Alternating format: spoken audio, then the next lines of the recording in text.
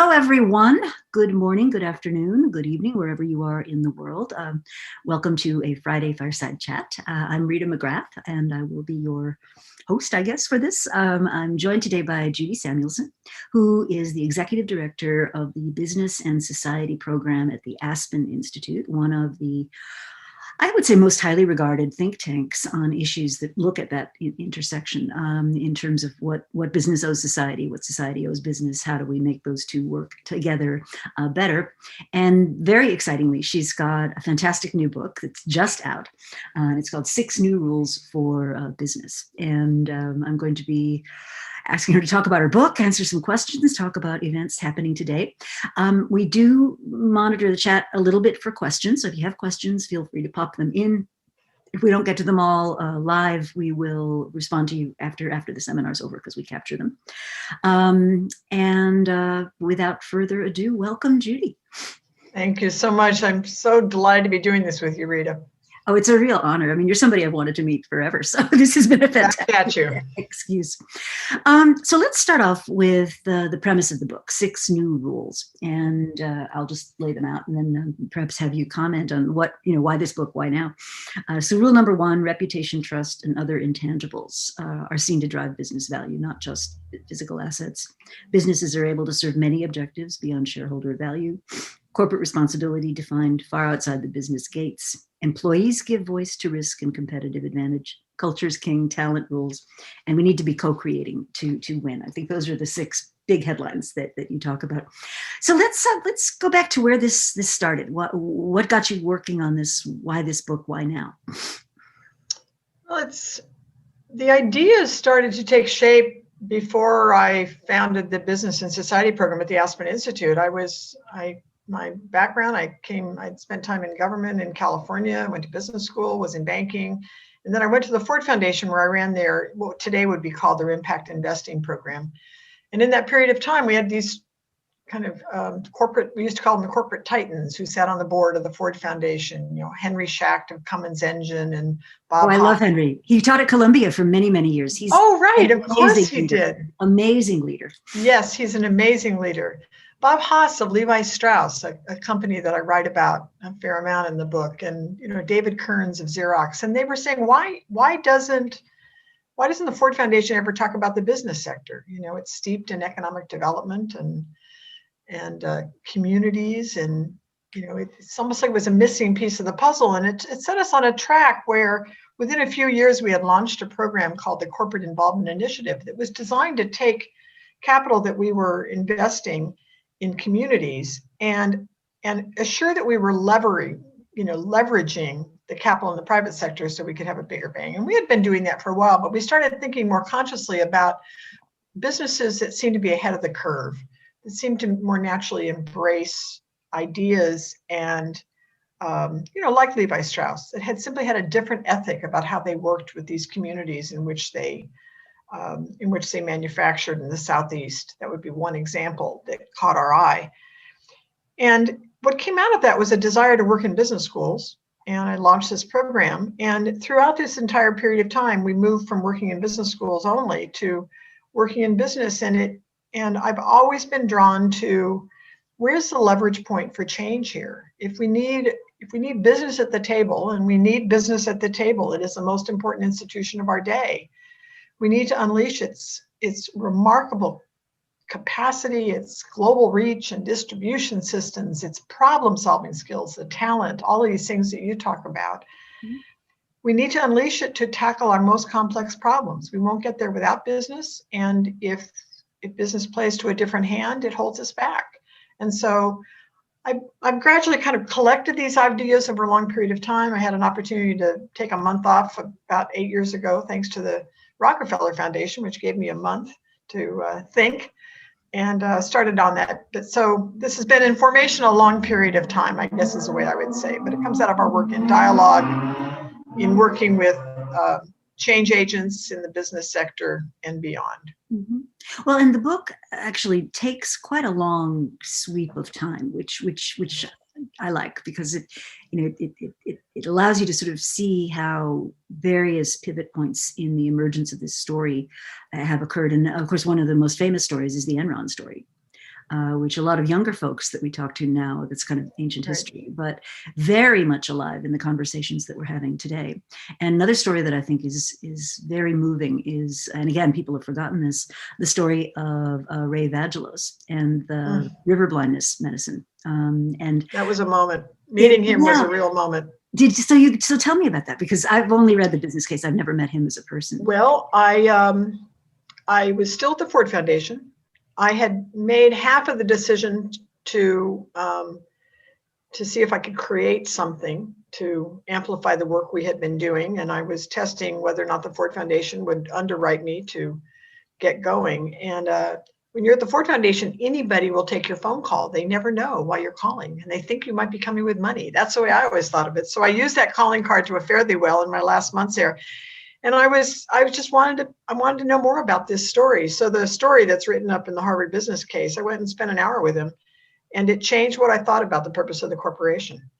The story, of course, is that going back now decades, that Merck, he was the CEO of Merck at the time, and they had discovered a drug.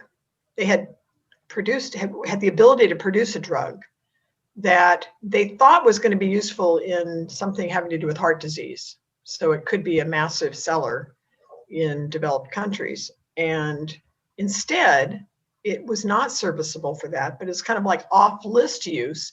It was a cure for a devastating disease called river blindness. Mectistan is the drug, and there's a much longer term for what river blindness is called in its scientific name, but it's a devastating disease, and it exists in some of the poorest parts of the world, in river valleys and in Africa in particular. And he had to make a decision about whether or not they would produce a drug that would have simply no revenue associated with it. And how would they go about doing that? And he tested the idea with his management team, he tried to find other people to take over the IP. But what takes you deep into the question of purpose is he knew they needed to proceed, because he knew at the core of Merck's success was their scientific talent. That was what they were about. That's what drove their success. That was their key asset. It wasn't about their ability to occasionally make a blockbuster drug. And he leaned into that, and he knew what it would mean to these scientists if they did not proceed and chose not to produce something that was a life-saving opportunity for people who needed it the most, and essentially negate the product of their scientists. And that was a change for me, because I all of a sudden peeled back this kind of idea about the purpose of the corporation and realized it really depends on the company. Every company has a different purpose, but if it's not connected to something as profound and as connected to their business model as it is at Merck, you may be missing the potential. Well, and I think in the business case, he's quoted as saying, I looked at our mission statement, and our mission statement says to preserve and protect human life. Right. It doesn't say anything about providing returns to shareholders. It doesn't say anything about protect and preserve human life as long as we can make a profit on it. It wasn't anything like that. And I think that his recognition, had he said no, the scientists would have felt betrayed. The company would have, clearly seen that he didn't believe it. And I see so many of these symbolic disconnects with senior leaders today, where, sure, the thing says preserve and protect human life, but what they're actually doing is something completely different. And I think it's produced a lot of disillusionment and cynicism. People, young people especially, see that and they go, what? Mm-hmm. And you compare in the book, Merck at the time with Valiant. Mm-hmm. Don't even know that I want to go there. Yeah, it's like can't be compared. I would say about Merck that this was not the only instance of them having built phenomenal goodwill as a result of that decision, and they are still producing this drug. They have stood by their commitment. Jeff Weiner, who's the CEO of LinkedIn, spoke to our group of fellows at one point, and he said something about trust, and I wrote him afterward, and I said, how do you define trust? And he said so clearly, and it stuck with me, he said, trust is standing by your commitments. That's what trust is all about. And this is a moment in which we need business leaders to stand by the commitments that they're making. And there's a lot of good examples of people to look to. But there's also, as you mentioned, Valiant, there's value destroying examples that we've learned from and hopefully will continue to learn from. Mm-hmm. Yeah, I mean, and this is a theme that I've certainly been very much involved with for the last probably decade, which is, and I work at a business school. Like, I get it. I get right. profits. I get shareholders. I mean, I understand they're an important constituency and everything. But a couple of things I think that have been, I'll say, points of ideology over the last, however you date it. Most people date it to the 70s and the Friedman doctrine, but maybe it even had its roots before. But this whole notion that, the shareholders deserve a return. And in the book, you have a very articulate rebuttal of that idea, which I know people like Bill Lazonick and others have also rebutted, which is that the shareholders who had investment at risk were those that invested in the initial stages of company formation or in the IPO. After that, everybody else is market trading. They're not. That's right. So I don't know if you'd like to go through that as just. Well, I just, there's another one of those epiphanies. It's a combination of Marjorie Kelly, who wrote The Divine Right of Capital, and Roger Martin, who wrote, Fixing the Game. And both have written many other things, but it's a design question. One of the rules in the book is that draws us to the fact that financial capital is no longer a scarce resource. It is not the center. It is not, we're no longer living in the time when car companies were, GM was at the top of the, asset tables. Companies are capital light. Companies go public without even raising capital in the market. All they're doing, they're basically just doing a listing in order to take out their original, investors. Mm-hmm. So why do we spend so much focus and narrative and design metrics for the capital markets? The impetus, and we have seen this for a very long period of time when we were first working on the questions post Enron around short-termism in business and capital markets.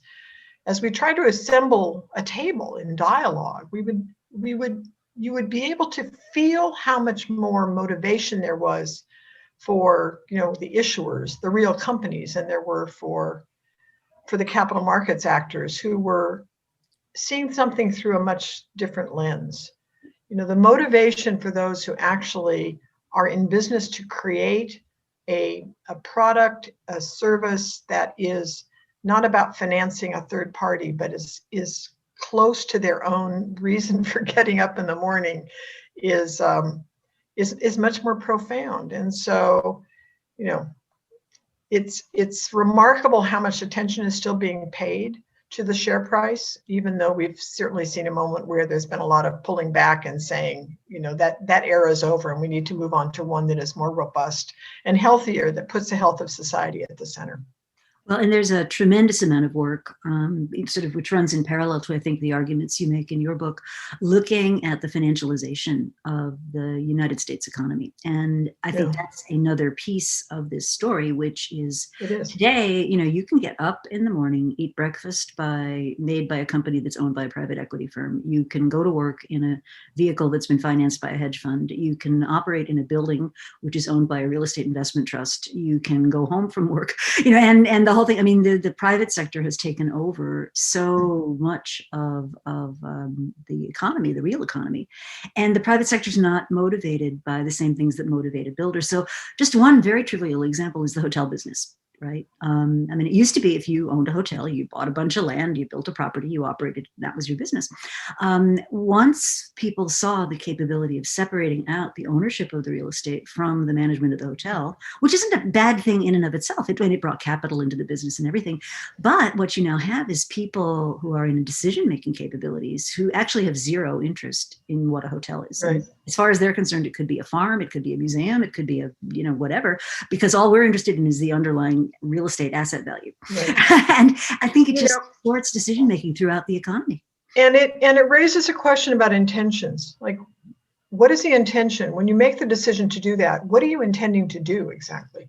What's behind that decision? It calls me back to this, another of the rules in the book that I think we're experiencing in this moment so much that, employees are no longer viewed as just a cost of the business.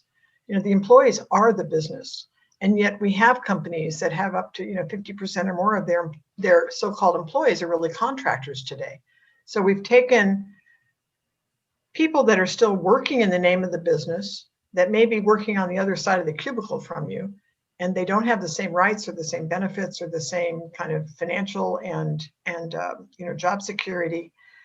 And not only is that something that's being exposed, but it's something that brings you back to say, well, why are we doing that? Like when we're outsourcing jobs, understandably, Apple probably needed to go offshore in order to get the manufacturing capacity that they needed to perfect the iPhone. There's certainly a case to be made for that. But when you're outsourcing jobs, are you looking to protect yourself? Are you looking to simply save money?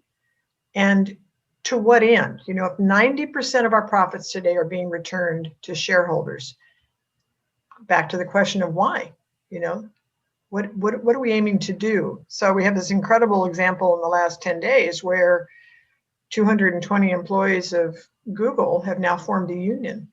Employees are not going to stay quiet here, and they relate. They are like a force that is both looks at questions from the outside and is experiencing them on the inside and can make those kinds of connections. And those employees have invited contractors to be a part of that union. So it's not going to be the normal kind of union. It's going to have a different kind of voice, and we will see if it has the potential to grow and to become a force. I think watch this space, I think. Yeah, can you talk more about that? Because, there are a couple of really interesting articles that have come out in the last year or so. One of them was, there's no such thing as class warfare, the rich won. To have class warfare, you have to have two sides. Yeah. So that was one. And then another was just looking at some of the work Zeynep Ton, for example, at MIT has been doing. Great work. Yeah.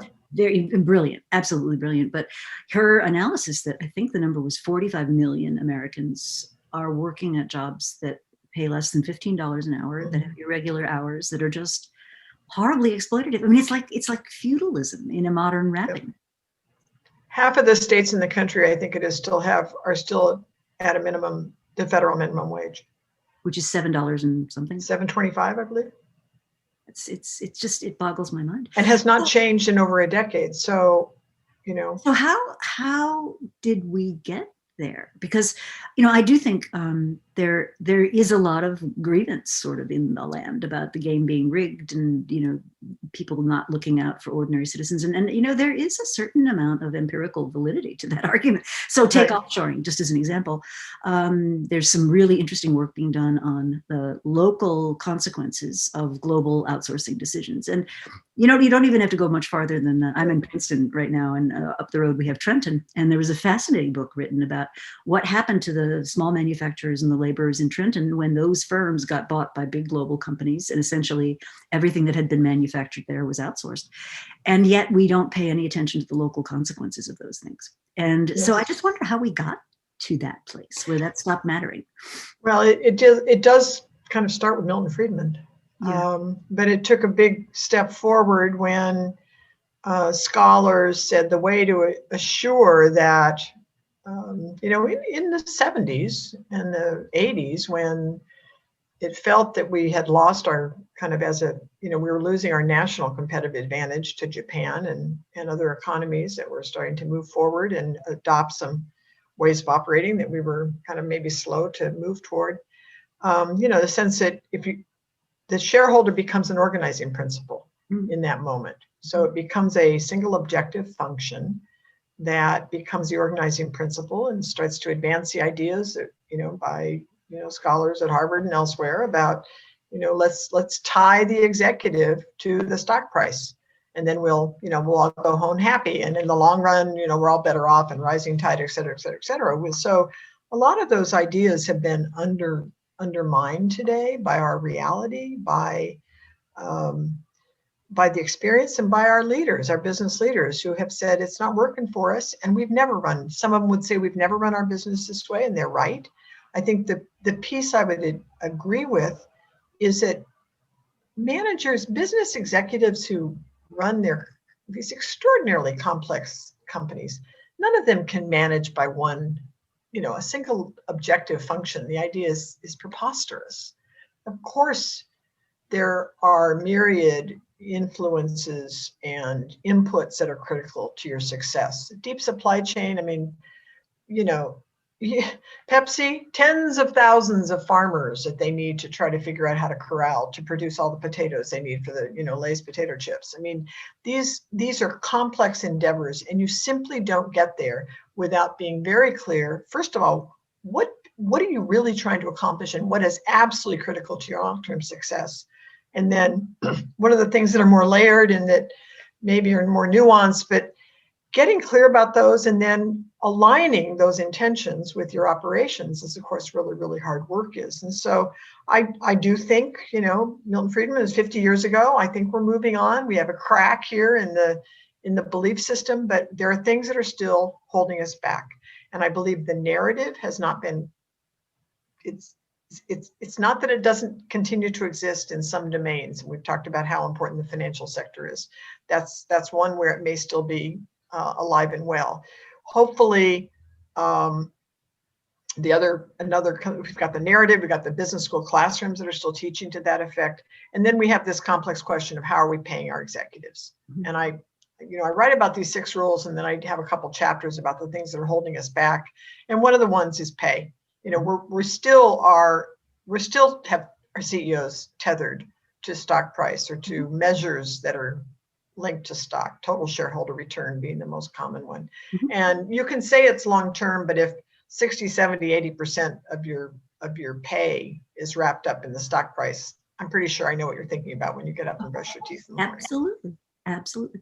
And and I think that's in many ways a story of unintended consequences, that all the decades of effort that have been made to do something about CEO pay have ended up actually unfortunately producing the consequence of where we are, which is this link to stock price and so forth.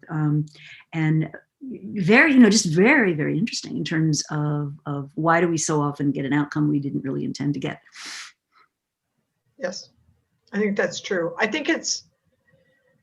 I really do believe when we had this amazing moment a year ago, August, when the Business Roundtable, which many of your listeners, I'm sure, or watchers here know what that is. But in case for those who don't, it's a group of 200 companies today that make up, it's the largest or most influential trade association of business executives. And they don't all walk in step with one another. I mean, they have their own enterprises. They come from different parts of the country, but they usually can agree on only a couple of things, reduce our taxes and get rid of regulation. But we're seeing this moment where that has shifted profoundly.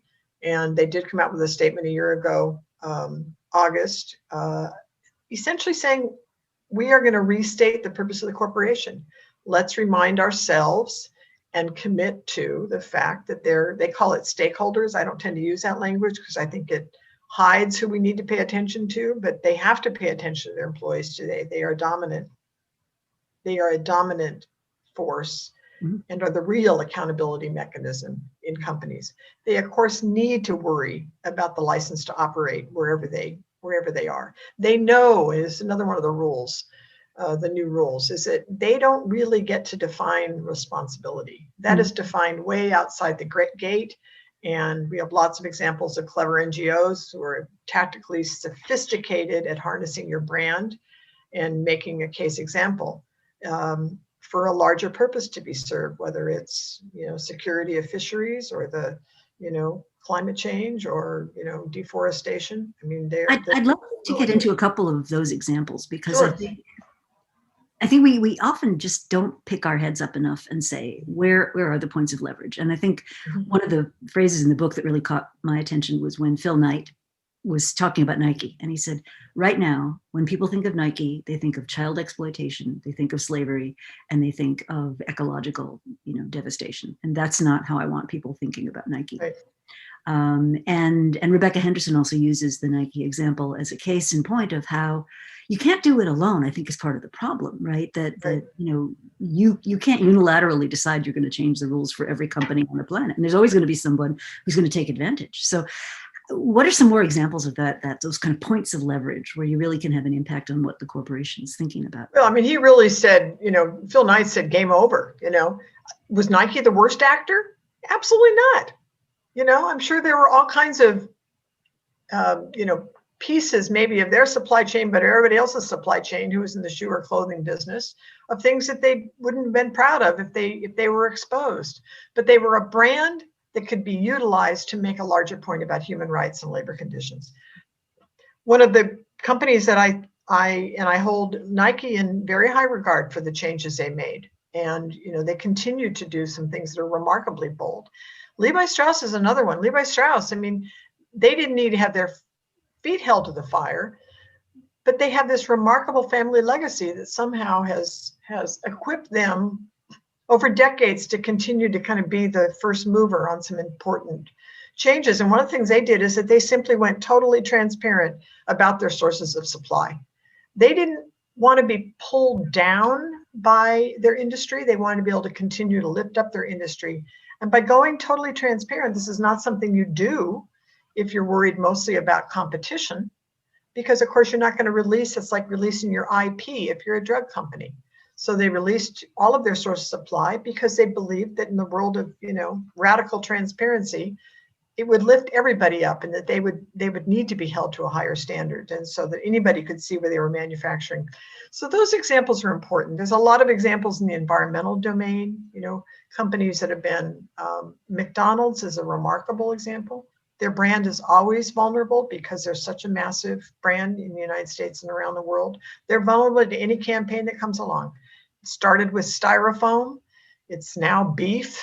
And they have learned and are have really moved the needle on some remarkably important things by saying, we're always going to be targeted. We're used to that. We need to leapfrog forward and get a hold of an issue like beef and its contribution not only to carbon, but all kinds of other pieces of that supply chain that they don't control. It's controlled by no one, really.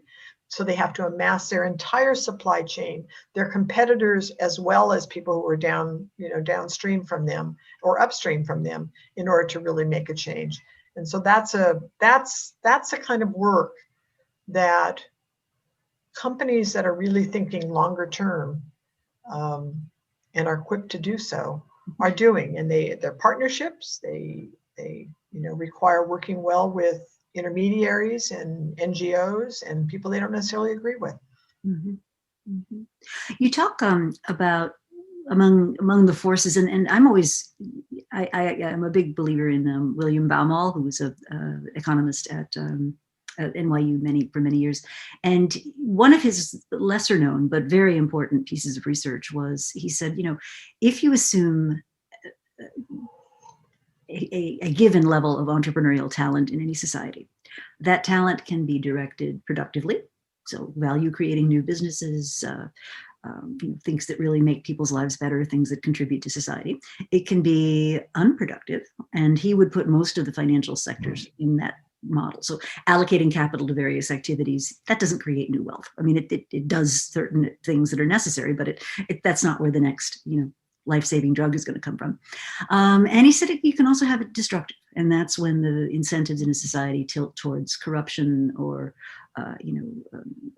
leaving behind the rule of law, ignoring property rights, those kinds of things. And so the question I would have is how we seem to have tilted so much more to the incentives in our economy being this kind of unproductive financial engineering, not the real economy. So how do we begin to move back? And, I'm encouraged that there's a lot of voices now. So I had Roger Martin on a fireside chat. I've talked to Rebecca Henderson, people like Peter Georgescu, certainly yourself, Thomas Piketty, writing about the inequality just distorting all the incentives in our society. But you and I were talking earlier, and, the clouds are lifting a little bit. We've got a ray of sunshine. What do we do to capitalize on that? Well, I think it does start with, it's always this yin and yang, right? Yin and yang, that it starts with leaders, taking bold steps. And there's plenty to learn from here. But I am drawn, I'll come back for a second to this question of CEO pay. Mm-hmm. No one can do this for them. how will the change take place? There are some, it's not the only blind spot here, but I think I'd speak similarly about contract workers and our haste to outsource jobs in that respect. Policies on how do we think about paying taxes is another one of those third-railed issues. We don't really, will we see different results in this next year when there will undoubtedly be attempts in a new administration to raise taxes on high wealth individuals as well as corporations. Will the business community use this moment to essentially say, we won a hard-fought battle under the Trump administration to reduce a remarkably high tax rate, 36, 37, 38%, down to something closer to 20%, 21, 22. That was a hard-fought battle, but what the piece that they didn't do then was to finish the job and lift up everybody to the 24% level. It continued to apply unfavorable advantage. Companies continued to secure their own favorable tax treatment, and so we don't end up feeling that somehow this accomplished something that was really that the business community was responding in kind and saying, thank you, we got something that's critically important to us, and now how do we continue to make sure that we put the health of society at the center of how we think about tax payment. We're still hiding taxes here and there. There's still a robust industry that's, engaging in transfer pricing and all of these things that make it possible to keep money offshore and to et cetera. So, I think I'm back to calling forth on the business community. We've had this remarkable moment we're having this conversation days away from the inauguration of a new president, and after the Capitol has been, ransacked by a mob, horrible violence, and business leaders courageously started saying, we're not going to, I don't know if it's courage or not really, but started saying we can't have our money associated with people that are not holding up the rule of law in this case. But I hope that, again, the business community is going to go deeper here and say, what is our money in politics designed to do to begin with? And is this really going to be a moment of reckoning about the cesspool of money in politics? Or is this just going to be a momentary pause and then back to business as usual? Mm-hmm. So it's the same thing on pay. How does the change take place? It typically takes place when you have a small core of companies that do something different, that courageously change the norms and the conventions. This is something that Roger Martin has written about in the work, the article he called the Virtue Matrix, where you have a company that disrupts the norm, changes how we think about what's possible, and then elevates their competitors, as opposed to, even though they had put themselves at unfair advantage in doing so. And changing CEO pay means putting yourself personally at unfair advantage. You're not going to be paid as much, but you're also going to think differently about what are we paying the executive to do, and what does the health of the enterprise need? We had a call on pay yesterday, our own webinar, to elevate the work that we've been doing for years that has resulted in a set of principles of pay called the Modern Principles of Sensible and Effective Pay. Oh. And one of the things we talked about there, our partners at Korn Ferry, Don Lohman from Korn Ferry was on the call with us, and he said, I wish there were companies that would essentially zero basis. Let's start over. If we were designing pay fresh, how would it look in this moment where a CEO is a leader now of a community? They have leadership of an ecosystem. They are not just leading an enterprise in terms of a traditional way of it's being measured on the balance sheet. They understand the new rules, that the real value is locked into intangibles and things that are hard to measure. This is a fundamental change, and they know they need to lead into that. Well, then how would we pay the executive? Understanding that we have reasserted, and if there's anything we learned in COVID, is that our enterprise really is employees. They are the enterprise. So what would that look like if we were designing differently? the compensation system and assuring that we're not putting the stock price at the center. Instead, we're putting the long-term health of our enterprise at the center. And you've spoken in the book about the duty of directors to look after the long-term health of the enterprise itself. And I mean, I've been working this last year a lot with boards, especially a fabulous group called Extraordinary Women on Boards, which is that sounds great. Oh, we need more of them. They're amazing. They're amazing. And they come together and they talk about, things that maybe they wouldn't feel comfortable sharing in a mixed group, but they can really be very honest with each other. And what they are very hungry for is, how would I know? What are the metrics? What would tell me that this organization is being managed, in fact, for the longer term? And we don't have incredibly well-developed metrics yet, although I do think the World Economic Forum is making some efforts along that regard. So, trying to measure some of these intangibles that you write about. Right. So you talk about the intangibles that underlie business value. You talk about trust, you talk about access to talent, natural resources, things that really just can't fall into a dollar and cents calculus. I've got a little sticky on my wall that I just grabbed to get this quote right, but there's a scholar named Jerry Mueller, I think he's out of Stanford, who wrote a book called Tyranny of Metrics.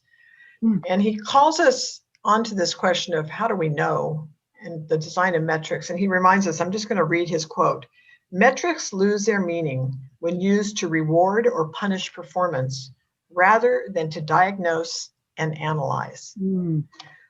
I love that thought, because a lot of the noise about metrics, ESG metrics, environments, social governance metrics, is about simplistic comparisons between firms designed for investors who want to raise money in pursuit of good ends, but need to be able to make comparisons to decide which companies get to go in the fund and which ones don't. I am much more interested in I'm not going to call it metrics, but ways of measuring. The analogy I would use is the quality movement. When the TQM, total quality management, took hold, it wasn't about the metrics per se. It was about processes. It was about a set of ideas. Empowering employees to stop the assembly line if they saw something wrong. Wouldn't that have been great if they had done that at Boeing? How do we measure then the processes? How do we make sure that we are well informed so we can see where the system is not creating the right kind of thing? Clearly, that's part of the intention when you're doing healthy surveying of consumers to understand whether or not your product is landing well. Certainly, that's what employee engagement scores are about. Is you really want to understand, do my employees, do they want to be here? Do they understand why they are here? What are they thinking about? What's their reaction to who we are and what we are today? And are they fully present? That's about diagnosing. It's not about simplistic metrics and measures. So good on them to be trying to think this through, and we hope we can learn from them. Absolutely. And who was the quote from? We're being asked by our Jerry Z. Mueller, I believe, Muller. And the book is called Tyranny of Metrics.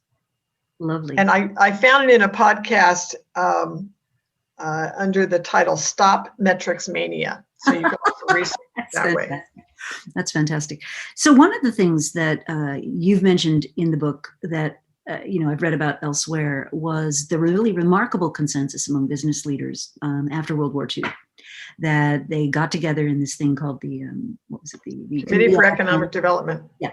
Committee for Economic Development, and that they essentially created a template that they all bought into, in which one of the responsibilities they felt business had was to create and maintain good jobs, and therefore to create and enable a healthy middle class.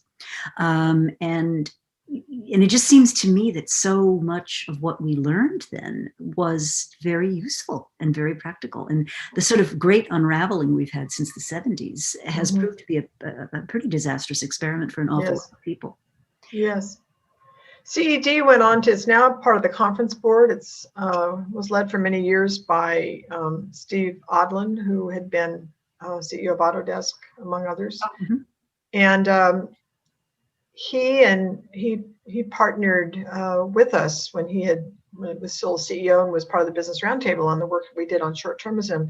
So I got to know this story by getting to know CED a bit, and it is a remarkable story. And it was, you know, I was just talking to a colleague. This is a similar moment. I mean, the moment we had coming out of World War II, this is just as important a moment of transition, but we're not all united right now. And so, you know, it's a powerful idea. It's an awesome responsibility to think that the business community could be a useful part of reuniting us as a country and enabling us to take an important step forward. We got a lot of good work to do. You know, we've got important changes that have to happen as a result to be part of the global leader we want to be on climate. Just as one example, we have our own healing to do. You know, these people that feel that they are looked down on, but need both, I think, some compassion as well as a reckoning about whether or not we're distributing the goods fairly in this country. These are complicated questions, but they are not removed from business and its agency. And so I think we need to call on business to be able to think about their own, what is, you know, boards almost need to do an audit. Mm-hmm. Where do they actually have levers to pull? Mm-hmm. And, you know, what's going to require regulation to raise the bar, but where is there real agency within the business decision making? And that's a good place to start. And then there are other roles that business leaders clearly play. You know, their voice has become important. Employees expect them to align with the things that they hold dear. And then, of course, there is this remarkable power they have if they work in coalition. Mm-hmm. And we have started to see the business sector name racism as a problem that they have a role in addressing. Well, we would not have seen that 10 years ago. I'm not sure we could have seen it 5 years ago or even, you know, a year ago, but we certainly are seeing it now. So maybe we will see the commitment that we need. Well, and there is a new generation of leaders too. Yes. Coming up, you know, which I think is interesting. Yes. Certainly, when I first started teaching at the business school, which would have been in the early 90s, we were still very much in the, you know, leader as Jack Welch, superstar CEO on the front page of Forbes kind of moment. And I would say even in the business schools, what we've seen is, and they're probably slow. I mean, you write about this in the book, you know, that the business school curriculum is sort of the toolkit is so oriented towards these metrics that have been with us historically, these financial metrics. But I think we're starting to see a real shift in what people are, you know, looking for leaders to do. And in my own work of looking at how entities navigate through inflection points. So that's one of the things I've been looking at recently. And of course, you know, we're in the middle of this, like, oh my God, inflection point right now. Yeah, write another book real quick this weekend, right? They actually want me to write an afterword to the original book. They want to rush out in paperback now. But one of the things that I have observed is that the leaders that seem to be best at getting us through this are not that Jack Welch archetype leader who sort of tells everybody what to do. It's much more this notion of somebody who convenes, who's listening, who's responding to new information, who's sort of corralling of coalition of the willing is much more the model that I see. Is that what you're seeing as well? Absolutely. You know, somebody in a recent conversation said, well, what's the one thing you'd advise CEOs to do? And it's like, listen deeply, listen to your own employees. And we've seen some remarkable examples of this. One of the ones I write about is Walmart. You know, Lee Scott, when he was CEO, with Hurricane Katrina bearing down, and this remarkable moment where Walmart trucks were loaded up and finally made it into the center of New Orleans, bearing things that people who were stranded needed, and him realizing that that was good press for Walmart, and this was a change-making moment. He had been pummeled by labor unions, and he had been pummeled by environmentalists for things that are in his control, but were being ignored. And we saw a remarkable turnaround, and Walmart starting to harness their own supply chain to hit environmental goals on energy, on packaging, on a host of different things. And we've seen the same thing with Doug McMillan, who's CEO there now and is now the chair of the Business Roundtable. And so his leadership is doubly, triply, quadruply important. Mm-hmm. And in the wake of the gun, the mass shootings, killings in 2 Walmart stores that happened. When was that? A year ago already? The news cycle these days is like, I know. I feel like a goldfish. I go up. to one end of the tank and the news cycle's this, and then I go to the other end. Yes, where are we exactly? What month is it? March Ember is what I've been calling it. But what he did is he listened. He took that moment to listen deeply to his employees. And that gave him the answer, that they did need to pull more of the things that were associated with gun ownership. They had already stopped, selling many weapons, but they pulled the rest of it off the shelves, and I'm sure took their hit for the moment. But he knew it was the right thing to do, and he did it because he listened to his employees. Mm-hmm. They were at risk. Another great example is Mark Bertolini when he was at Aetna. And this is an interesting point that Zeynep makes too, which is, it's very easy when you're in the corner office and everybody you meet is doing, was it Herbert Hoover said, everybody I meet is doing really well. And then of course, is they have to be doing well or they don't come in contact with me. So there's a kind of a cluelessness. And what Zeynep would say is that many of these CEOs are actually shocked when presented with the facts of the day-to-day lives of their workers. And I think what hit home for Mark Bertolini when he was CEO at Aetna was that there was a big chunk of his workforce, I think it was 40%, that could not afford to pay for Aetna's product. Yeah. They paid so little, they couldn't afford to pay for their own company's health insurance product. Yep, and he brought everybody up to at least $50,000 a year, if I recall. And that was the decision that he made. We're seeing other executives doing it. Dan Schulman at PayPal has been raising this question. There's a wonderful organization that I am, lucky to be on the board of, called the Financial Health Network. And they have a national pulse survey where they, Jennifer Tescher, the CEO, she'd be a good guest for you. They kind of take the pulse of Americans every year around their kind of financial security. Done extraordinary work on that, and they are also working with executives or working with companies on trying to take the pulse of their own employees, and it's bringing up important data for them. So you have to. I think it's really important when a company can start with their own. It takes down this barrier that this is not their problem. It's not that I'm saying I love working with business people. They get up in the morning and the glass is half full. Those of us who live in the nonprofit sector, it's always half empty. We don't even know how to get it even, 51%, full.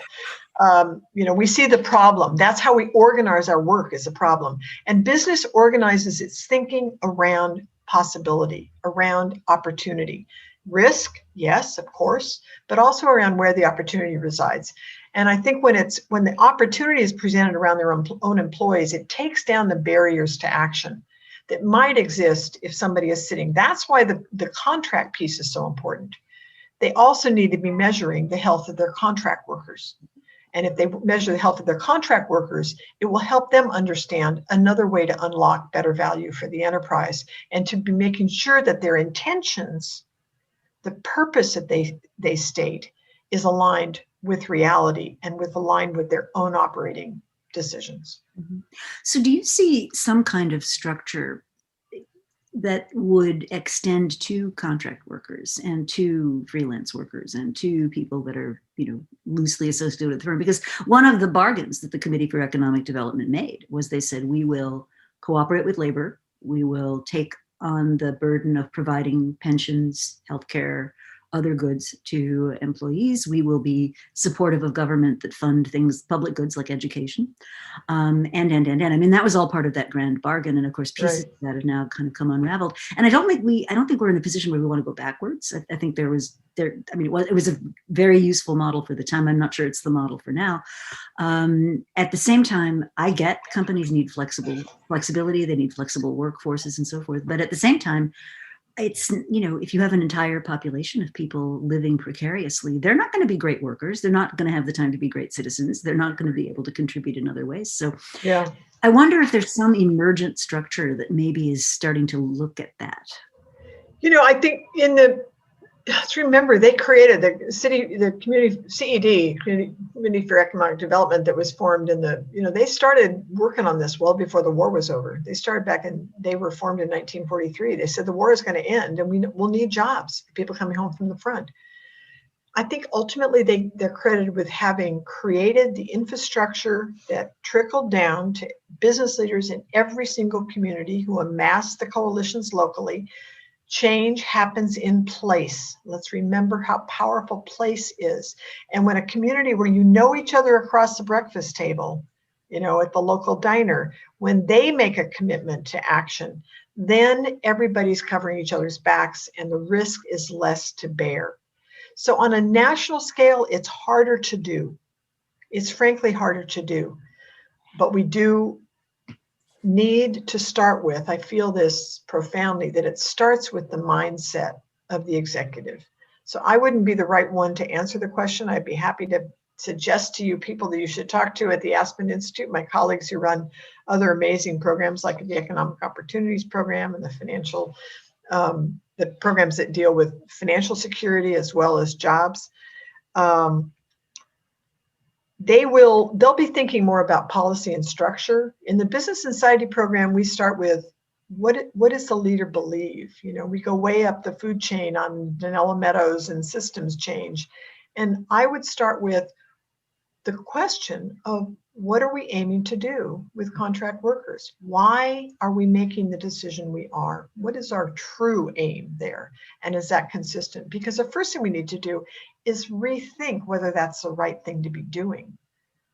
Do we accept it as it is, or do we actually at least question the underlying premise of why so many jobs have been put on the other side of the wall? And then there are important, there are agencies that employ millions of people. And I think in this moment, companies like Adecco that are actually raising new questions about, are we assuring our responsibility on the other side of this wall? Are we assuring that those jobs are good jobs in all the respects in which Zainab Tom would talk about it? So I think they also are corporate citizens, right? They also have responsibilities. So that is part of our reality. Contract work isn't going away anytime soon. And maybe it shouldn't. I mean, maybe it's a good thing to do. And maybe there's different ways to approach this question, but it does get back to business leadership. So your book is just freshly out. I hope 3 days. Yeah, I know. And well, you've been getting tremendous press. I mean, and I think partly the activities of last week have just, ripped so many bandages off of so many wounds that people are very hungry for positive insight, people that have some answers or at least the beginnings of the right questions. And I love your question about what is it we're trying to do. I think that's very profound when you really dig into it. Why do we have so many contract workers? Why do we have, some of these business practices that everybody kind of recognizes aren't really great? So what do you hope happens in the next, month or two? Where would you like to see some changes making? When I talk a lot, I was talking to a reporter for the Financial Times, and he was asking me the question, why would we, what are some of the indicators that we would start to see more human workplaces and more thoughtful societies and less inequality? And I said, well, what I'm seeing is lots of pockets of people from all kinds of backgrounds thinking about this. So we got, thought leaders like yourself and Roger Martin and Rebecca Henderson and business leaders, really coming out and saying, and people even in policy forums and so forth. So there's sort of these little bits of activity in a lot of different places. And I think it needs a spark, it needs something to kind of come together. And maybe that's what we're beginning to get toward now. Well, a few months is a short period of time. It's impossible for me to talk about a few months, if I take your question literally, and not tie it back to the, outset of the 100 days, the 100 days that Biden will have to set the agenda. And business is going to be a part of that conversation. Without a doubt, I would put it's, clearly, I don't have to worry about the pandemic. Somebody else is going to worry about that one. So I'm not going to speak to that one, although we obviously all hope that we get better management of this going forward. And we know that as we keep on getting told by Marketplace every morning, the pandemic is the economy. So these are not unimportant questions, and presumably that is going to continue to be top priority for now. But, I'm hopeful that this is a moment of reckoning, and it is an opportunity for business leaders to really address some of the blind spots that exist here. And I think they do exist in the context of thinking about what's business's role and what's government's role.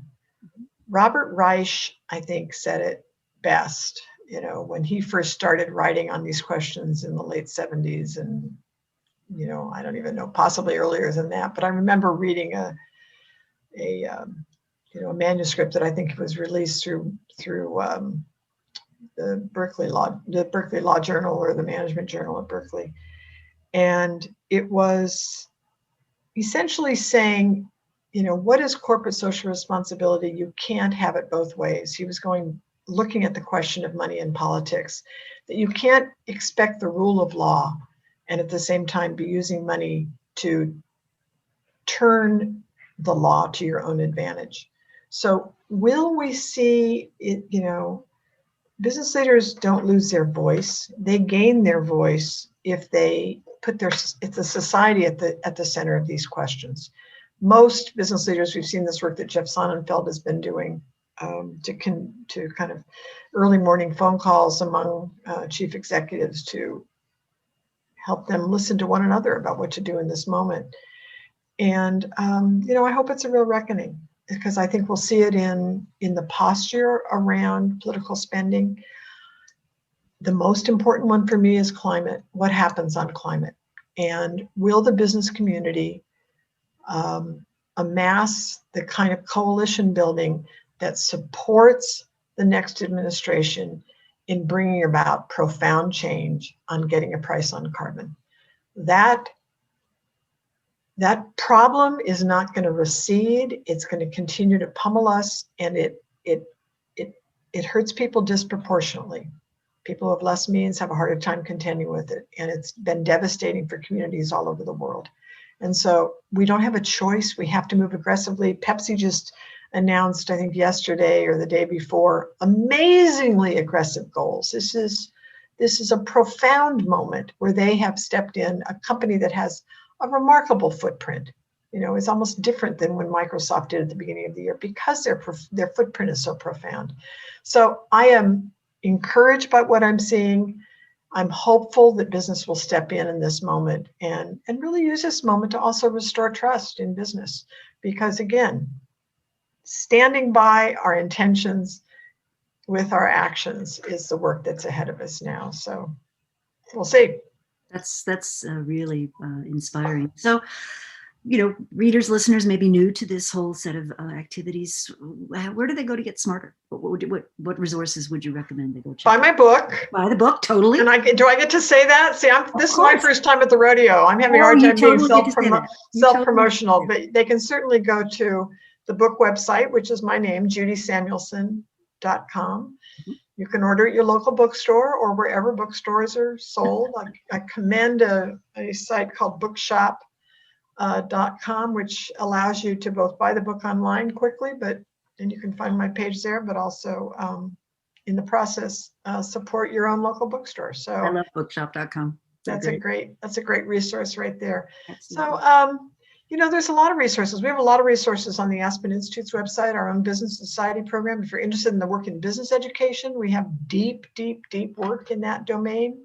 And I think business schools have made remarkable change, and we need to celebrate the change at the same time that we lean in on expect change in how we teach finance. Absolutely. So there's a lot to be said about that. There's a lot of the work that we've been doing, and I'll call out one more thing on worker voice and a creative laboratory that's designed to elevate the best thinking about how governances need to change to support worker voice and worker power in this moment. So those are some of the resources I would cite on our own, Aspen BSP, Aspen Business Society program page, and but also again call out the work of many, many, many other fellow travelers. And I hope you save what's in the chat today so I can look at it I and will. Yeah, I'll forward that follow on up to you. on some of the things that may have come up specifically here that maybe our team can respond to and refer them on. Absolutely. Absolutely. So we're unfortunately kind of at time. Thank you so much. You've been a hero of mine for a long time, so it's a privilege to be able to meet you and Back at you, Rita. Ideas. And so we'll save the chat. We'll get back to you all. Thank you for joining with us, and to be continued. And please let me know if I can be of help. You know, if you see places where an itinerant business school professor can be of any use, I'd be happy to join in. Thank you so much. Thank you for your time today. I really appreciate it very much.